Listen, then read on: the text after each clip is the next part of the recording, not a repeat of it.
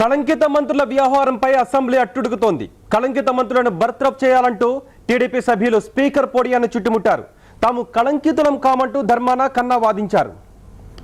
రాష్ట్రంలో charge sheet వేయబడినటువంటి వ్యక్తులు అనంటే మేము వాళ్ళని దోషులు అనలేదు సార్. నేను మరి పదే చెప్తున్నా, మంత్రులు మేము దోషులు అనలేదు. కళంకిత మంత్రులు మచ్చబడిన వ్యక్తులు అంటున్నాం. మచ్చ ఏ రకంగా పడింది అనేటువంటిది సిబిఐ ఛార్జ్ షీట్ లో పేర్కొంది. ఏం పేర్కొంది సార్? ఏం సెక్షన్లు పెట్టారు సార్? 420 సెక్షన్లు పెట్టుకున్నటువంటి మంత్రులే ఈ రాష్ట్రంలో కొనసాగిస్తూ నేరపూరితం వాళ్ళ మీదున్న ఆరోపణలు సభ దృష్టికి తీసుకురావాల్సిన అవసరం ఉంది సార్.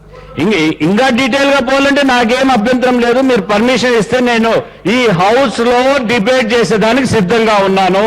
నాకేం అభ్యంతరం లేదు.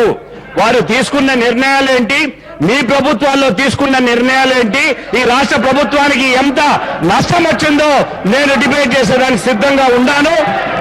ఎప్పుడైనా సరే మీ అనుమతి ఇవ్వండి, మేము డిబేట్ చేస్తాం.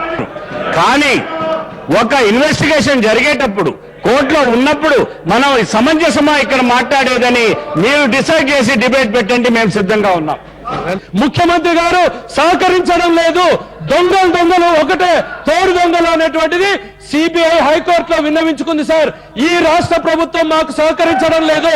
నెల రోజుల్లో 15 రోజుల పాటు వీళ్ళని వివరణలు అడిగితే వీళ్ళు ఇవ్వడం లేదు అన్నటువంటిది సిబిఐ హైకోర్టులోను సుప్రీంకోర్టులోను చెప్పుకున్నటువంటి విషయాన్ని ఈ సందర్భంగా మీకు దృష్టికి తీసుకొస్తున్నాం సార్.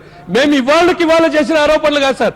రాజశేఖర రెడ్డి గారు ముఖ్యమంత్రిగా ఉన్నప్పుడు రాజశేఖర రెడ్డి గారి మీద అవిశ్వాస తీర్మానం మేము ఎందుకు పెట్టాం సార్? ఈ 8 మంది మంత్రుల మీద వీళ్ళు చేసినటువంటి అవినీతి మీద ఆ రోజు శాసనసభలో మేము అవిశ్వాస తీర్మానాన్ని ప్రవేశపెట్టాం.